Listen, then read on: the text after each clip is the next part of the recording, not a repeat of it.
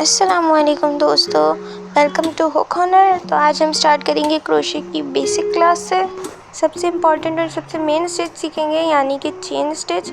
और अब मटेरियल पे आते हैं। मटेरियल के लिए आपको चाहिएगा दो चीज़ें, एक हुक और एक यान। तो हम लेंगे पहले यहाँ 4 mm का हुक। मैं आपको साइज़ बता रही हूँ, ये 3 और 4 mm है और ये भी 4 mm है, लेकिन आप इसको देख सकते हैं कितना मोटा है। इसके अलावा मेरे पास एक ये भी है, ये जो बारीक क्रोशे होता है उसमें काम आता है, 3 और 4 mm का। इसके अलावा आप यान कोई से भी कलर के ले सकते हैं। मैंने यहाँ पर ली है कॉटन यान लाइट कलर में, क्योंकि आप लोगों को समझाने में आसानी हो। अब हम स्लिप नॉट बनाएंगे। ये क्रोशे स्टार्ट करने का पहला स्टेप होता है। यान को हम इस तरह हाथ पे रखेंगे और फिर एक लूप बनाएंगे। आप देखें 4 फिंगर्स पे रख के फिर हम इसमें एक लूप बनाएंगे। फिर ये जो लूप है इसको हम थंब से पकड़ेंगे और ये फिंगर से निकाल के नीचे वाली जो यान है उसमें से हम इस लूप को पुल कर लेंगे, तो हमारी स्लिप नॉट तैयार हो जाएगी। इसी तरह आप बनाने की कोशिश कीजिएगा। बाकी आपके कोई क्वेश्चन हो तो आप मुझसे ज़रूर पूछिएगा कमेंट्स में, मैं सबको इंशाल्लाह रिप्लाई करूँगी। मैं आपको अगेन स्लिप नॉट बनाना सिखाती हूँ ताकि आप लोगों को पक्का समझ में आ जाए कि किस तरह है, क्योंकि ये बेसिक चीज़ है, ये हर चीज़ में इस्तेमाल होती है ना। फिर से मैं आपको बता रही हूँ कि लूप बनाएंगे, फिर इसको इस तरह हम होल्ड करके रखेंगे ना, तो आपकी स्लिप नॉट ईजीली बन जाएगी। अगर आप छोड़ देंगे तो ये पूरा खुल जाएगा। होल्ड करके रखेंगे, फिर लूप में से हम नीचे वाली यान को पुल कर लेंगे तो हमारी स्लिप नॉट बन जाएगी।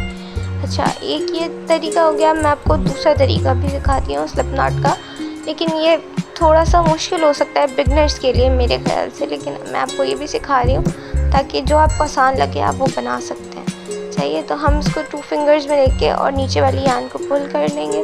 अब हम स्लिप नॉट बनाएंगे।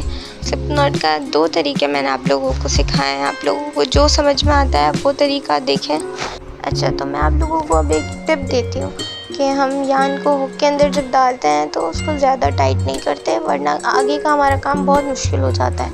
हम इसको थोड़ा लूज़ छोड़ेंगे ताकि ये आगे मूव हो सके और हमारा आगे का काम थोड़ा आसान हो।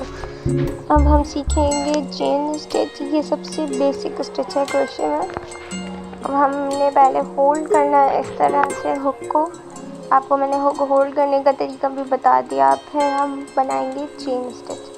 इससे पहले हम सीखेंगे यान को होल्ड करना। तो थंब के बाद वाली जो फिंगर है उसमें हम राउंड लेंगे 1 2 और इसको नीचे की जो 3 फिंगर्स हैं उससे हम नीचे वाली यान पकड़ेंगे, लूप के नीचे जो यान है वो।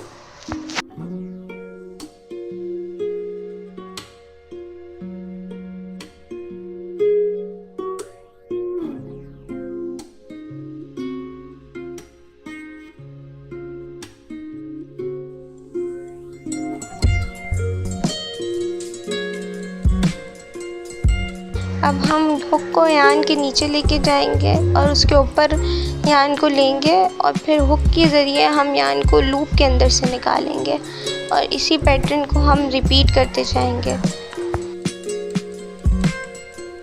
जितनी लंबी चेन चाहिए उतनी बार आप इस प्रोसेस को रिपीट करते जाएं। मैंने आपको बताया जैसे कि हुक को हम यान के नीचे लेके जाएंगे और फिर हुक के ज़रिए यान को पुल करके लूप में से निकालेंगे। ये बहुत ही इजी है। देखिए, चेन ज़्यादा टाइट नहीं होनी चाहिए, वरना हमारा जो अगला काम है वो और मुश्किल हो जाएगा। और चेन ज़्यादा लूज़ भी नहीं होनी चाहिए। चेन का टेंशन आपके हाथ में है, आपके हाथ के हिसाब से एडजस्ट होगा वो। तो गाइस, ये थी हमारी आज की पहली क्रोशे की क्लास जिसमें हमने चेन स्टिच सीखी। अगली क्लास में हम और स्टिचेस सीखेंगे और एक छोटा सा फ्लावर भी बनाना सीखेंगे। अगर आपको ये वीडियो पसंद आई हो तो आप मेरे चैनल को लाइक करें। कमेंट में जो आपके क्वेश्चंस हों आप मुझसे कमेंट सेक्शन में पूछ सकते हैं।